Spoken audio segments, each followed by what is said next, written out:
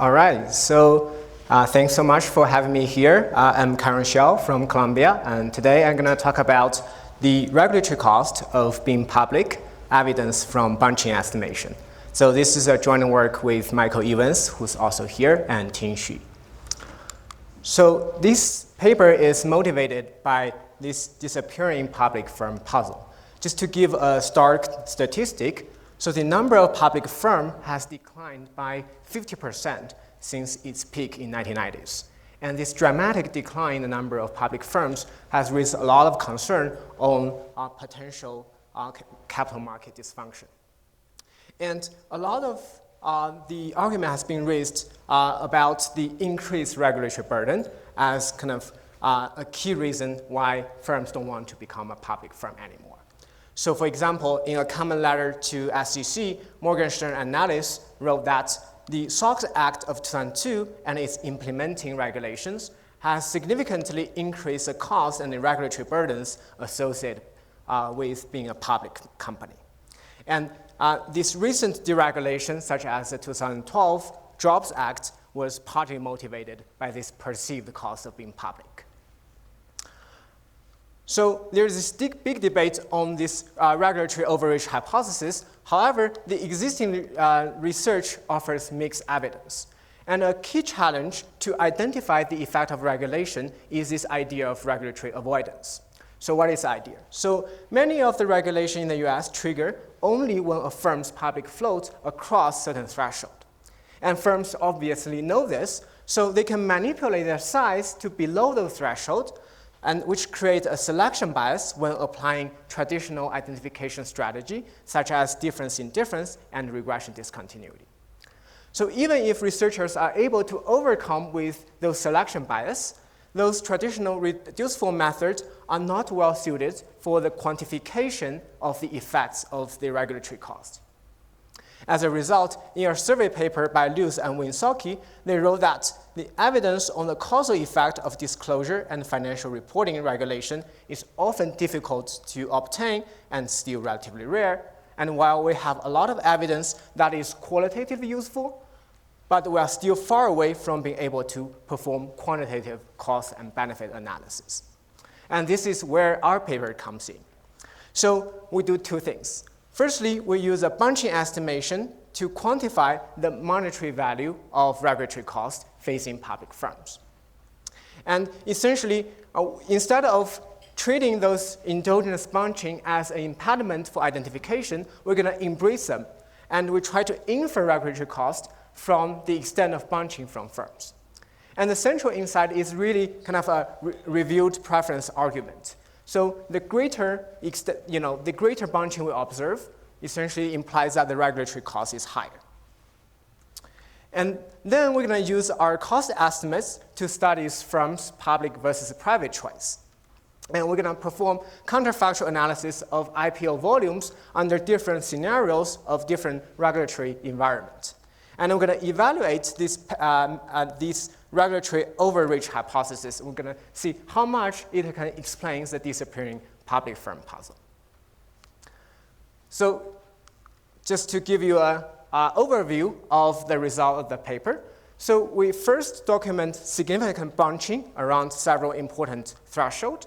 And we find that the main margin of manipulation is firms going to adjust their leverage rather than changing investment or insider ownership. And then we're going to quantify the cost of being public. We find that the median US public firm spent 0.3% of EBITDA on enhanced disclosure compliance, 0.9% on tightened internal control, and the total regulatory cost is equivalent to 4.1% of the market value of the firm. So then we study the effect of regulation on the entry and exit of public firm. We find that regulatory cost has significant impact on the entry margin, so on the going public decisions, but have no effect on going private decisions. We're going to explain why. And overall, quantitatively, we find that the regulatory costs only explain a small fraction of the missing public firm. Essentially, our result casts doubt on this regulatory overreach hypothesis. So let me start with some institutional background. So an important institutional background is that in the US, the public firms are exempted from certain disclosure and governance regulation if their public float is below certain threshold. So public float here is essentially a regulatory version of its market cap. It's essentially the market value of outstanding equity held by outsiders at the end of a second fiscal year quarter. All right, and here we are looking at three important thresholds. So the first one being the 25 million. So during the time of 1992 to 2007, so if a firm's public float is below 25 million, then they're going to enjoy this scale disclosure. So essentially, it's a relief from certain disclosure obligations in the 10K. And secondly, if the public firm's public float is below 75 million, then they're going to be enjoying this SOX for exemption. Essentially, they will be exempted from certain internal control and filing delay. And lastly, if a firm's public float is below 700 million, then they will be qualified as an emerging growth company. And then again, they're going to enjoy disclosure and internal control relief. And here we want to be very transparent here. Although we think this threshold captures important disclosure and an internal governance regulation, we're not capturing everything. So public firms also face trading and security exchange related regulation, and also we are not capturing the industry specific regulation which applies to both public firms and private firms. However, we think the regulations that we're able to capture here essentially captures the major regulation that was discussed by practitioners that is driving the public and private decisions. So now let me start with the first stylized fact we find.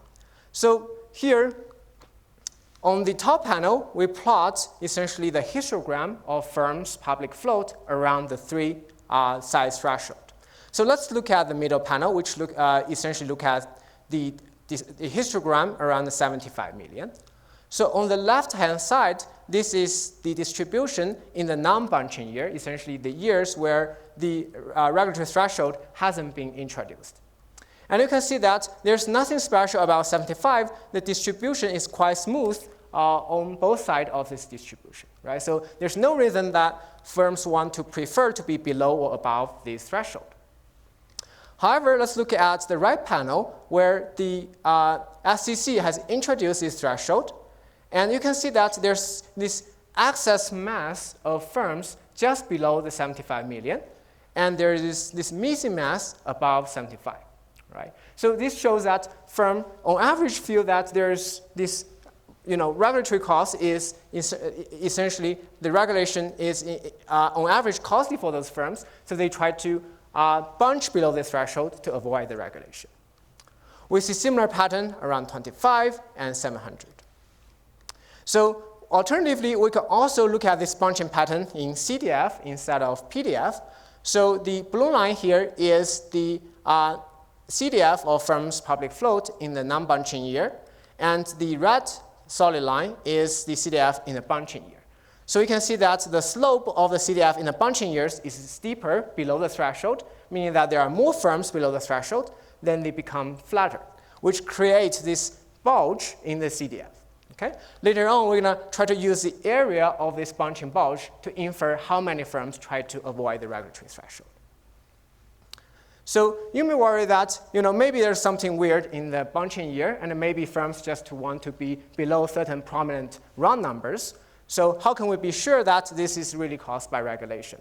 So we conduct one placeable test where we look at also the bunching years at the other prominent round numbers, such as 15 million, 60 million, and 500 million. So these numbers are not regulatory threshold. You can see that there's no discontinuity in the density around the threshold for all of these placeable threshold. And if you look at the CDFs, these bunching years and non-bunching years essentially overlap with each other.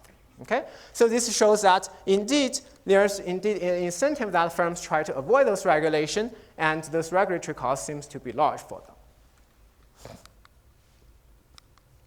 All right, so now having established that firms try to avoid those regulatory thresholds, now we want to ask yourself, how do firms do so? All right, so what is the margin of manipulation for firms? So essentially, firms can swap their public equity with the following three margins.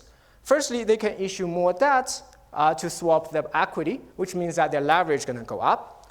Or they can keep the leverage constant and scale back operation, which means that their investment is going to go down. Or they can keep leverage and operation constant and reshuffle inside versus outside equity, which means that the inside equity is going to go up. So to test this margin, we're going to examine the imbalance in firms' characteristics around the threshold. So what we do is we look at a narrow window around the threshold. We look at firms above and below the threshold on bunching years and in non-bunching years. So the idea is that, for example, if firms use this margin as the way to manipulate their public float, if they substitute that for equity to bunch below the threshold, we're going to see firms just below the threshold tend to have a higher leverage on the bunching years on average. Okay? And this is the result what we find. Okay? So here we look at each of the three thresholds, and we look at different firm characteristics. And we find that the first column shows that it seems that firms just below the threshold tend to have a higher leverage on the bunching years. Okay? Whereas if you look at investment, different definition of investment, or insider ownership, we do not find a significant difference for firms above and below the threshold. And this table suggests that it seems that the main margin of manipulation is through leverage. And this is going to inform us our later quantification exercise of how do we translate the cost of bunching into cost of regulatory cost. Okay, so with this stylized fact in mind, let me introduce the bunching estimation methodology. So the bunching estimation methodology essentially tries to exploit this policy-induced discontinuity to identify the cost of regulation. So specifically here, I'm showing the payoff function of the firm. So the policy-induced discontinuity is captured by the second term, where if a firm's public float E is above this regulatory threshold E lower bar, then you're going to pay this regulatory cost K. So of course, manipulating the public float is costly. Otherwise, all of the firms are going to be below the threshold. What is the cost? The cost is going to be captured by this phi function, right? So if your actual public float is below this undistorted optimal level, you're going to incur a cost of phi. So as we talked about before, the main margin of manipulation is through leverage. So we're going to use a leverage distortion cost from Binsberg and Graham-Young paper to essentially as a function form for this phi function.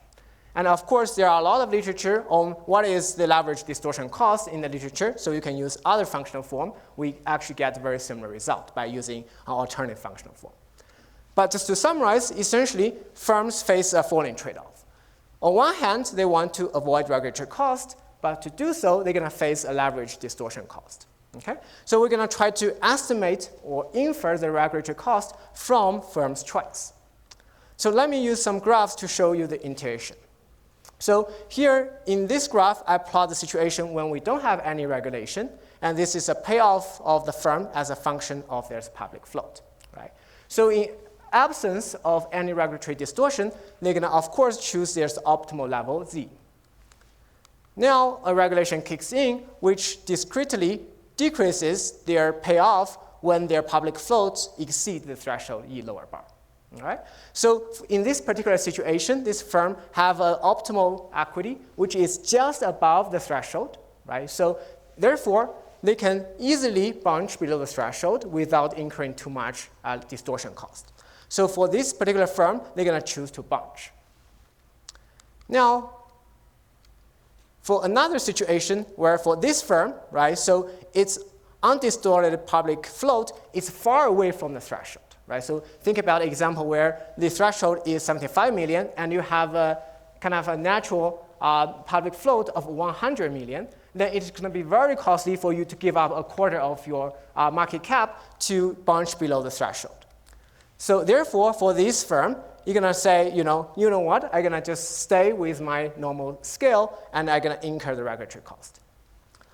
And there exists a marginal firm who's going to be indifferent between bunching, which avoid the regulatory cost, but incur this leverage distortion cost, or not bunching, which means that they're going to incur the regulatory cost.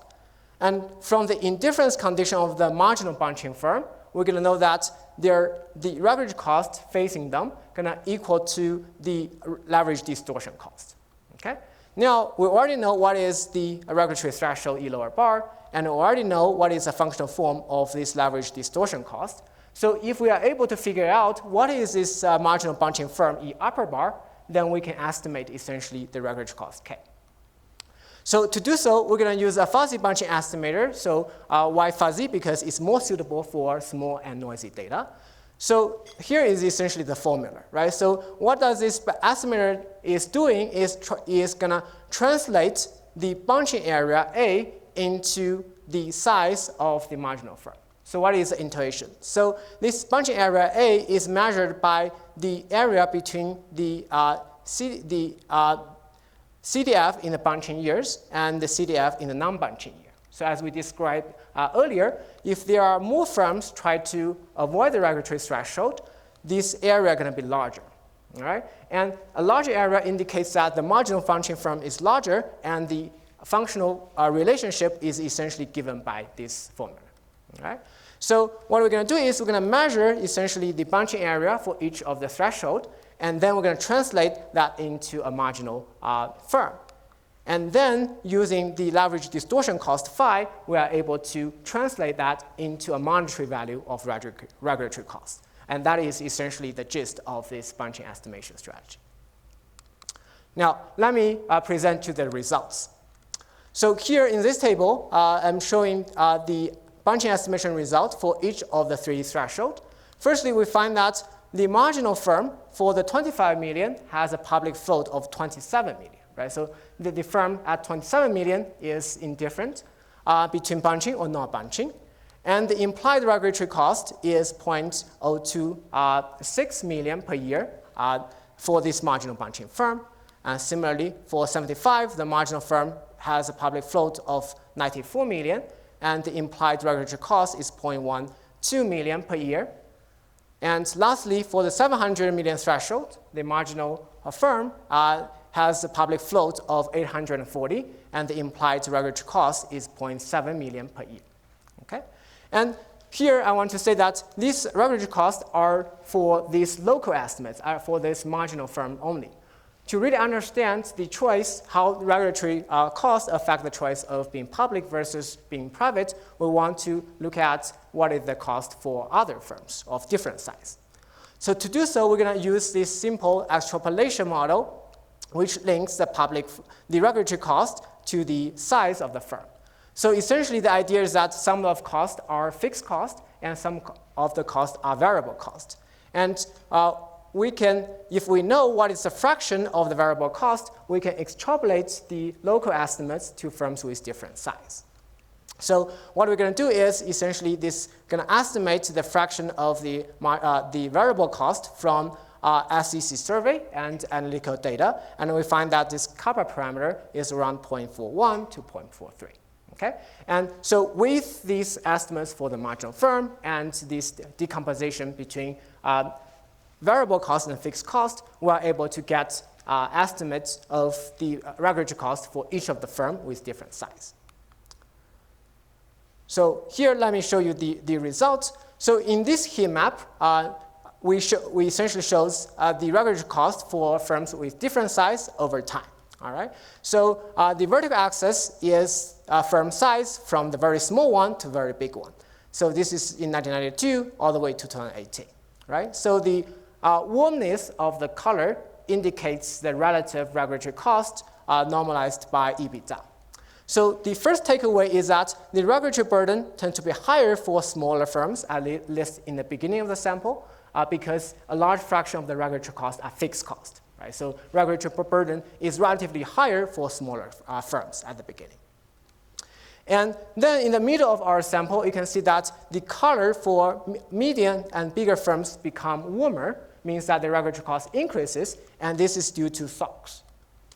And later on, after 2012, you can see that the color for smaller and medium-sized firms become cooler, meaning that the regulatory cost decreases, and this is because of Jobs Act.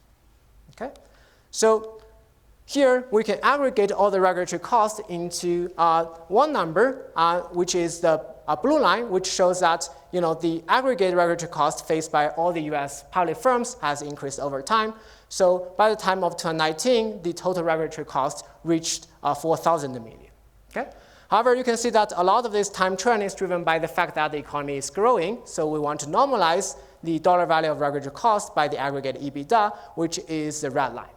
So two important things jumps out here. So firstly, you can see the relative regulatory cost jumped significantly after SOX, and then it declines over time.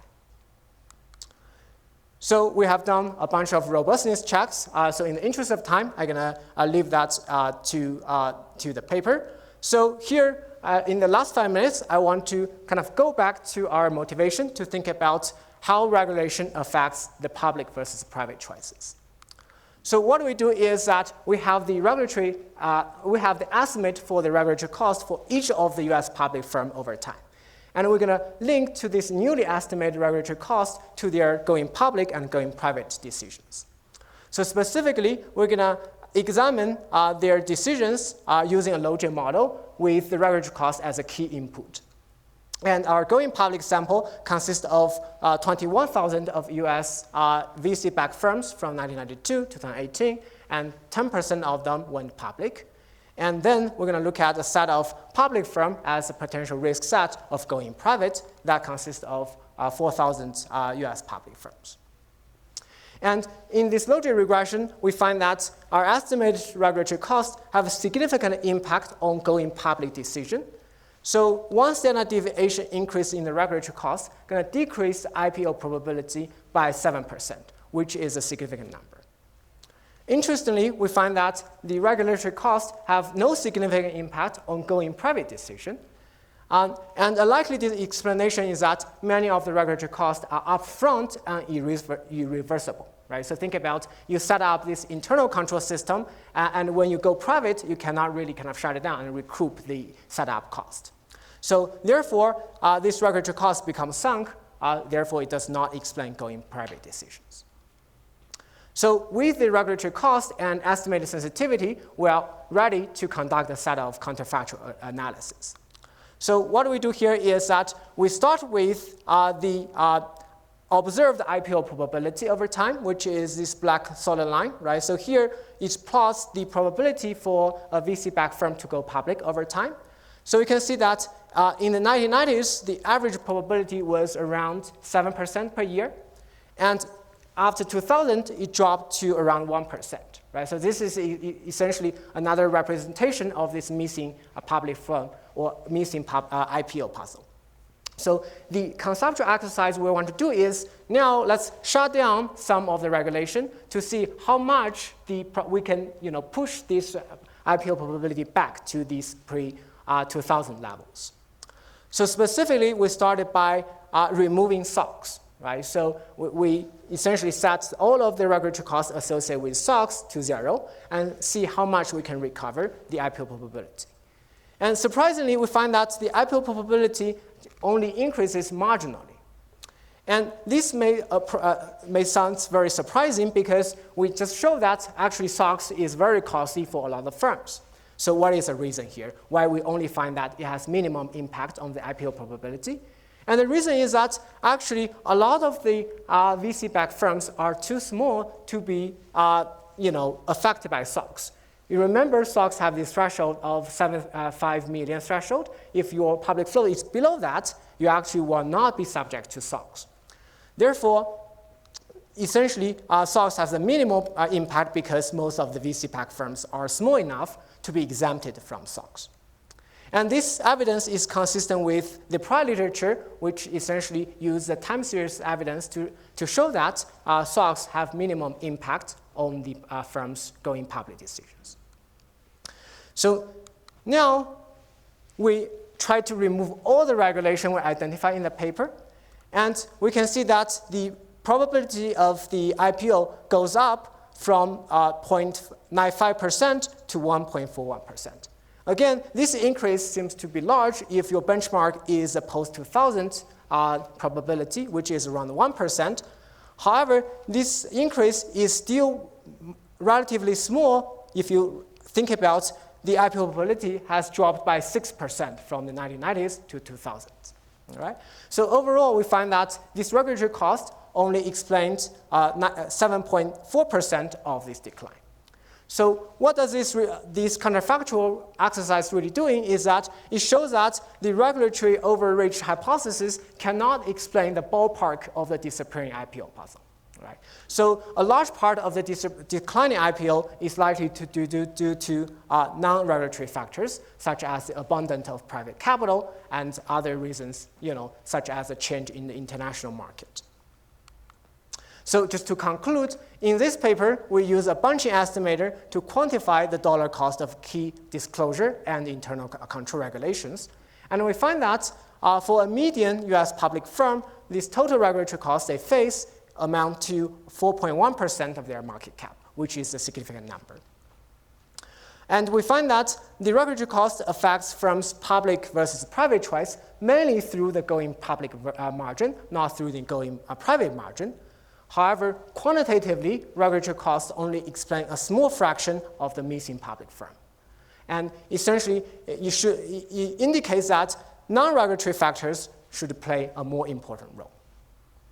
So lastly, I want to say that our estimates provide useful inputs to the cost-benefit analysis that are needed by the regulators who regularly need to review those regulations. So essentially, they can take our estimates and compare that with the social benefit of the regulation to think about whether the regulation is welfare improving. Okay? So that's the end of my presentation. Thank you so much for your attention.